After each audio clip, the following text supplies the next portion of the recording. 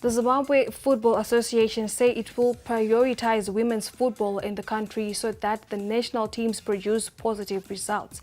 The Mighty Warriors are currently in a camp ahead of their WAFCON qualifiers against Angola later this month. Giving the Mighty Warriors full support in terms of anything really that they need. We know what is needed for our football teams, and in that light, this is what we're just going to be making sure that international standards of treatment, of infrastructure, of supporting material is what they get.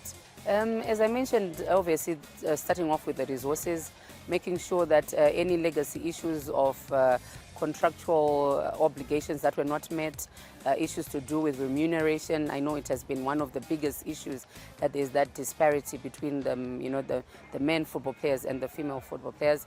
So that is another thing, the issues to do with welfare, the issues to do with equipment and training, kits as well is also another aspect. Because previously we've seen that the Mighty Warriors will be putting on soccer kits meant for men, and this is not good for morale, and this is one thing that we're going to be working on as a starting point. The Zifa board aims to take a leaf from other countries who have been reaping the rewards of proper development of women's football. Making sure when they go to these international platforms, they've got the full support. Issues to do with morale is very important in performance of a player, off pitch and on pitch. So if we make sure that, they've got the full support of the nation, full support of the board, at the end of the day, when they go on these international platforms, they don't have any issues, that they'll be thinking about. They'll be just focusing on the ball and on the game.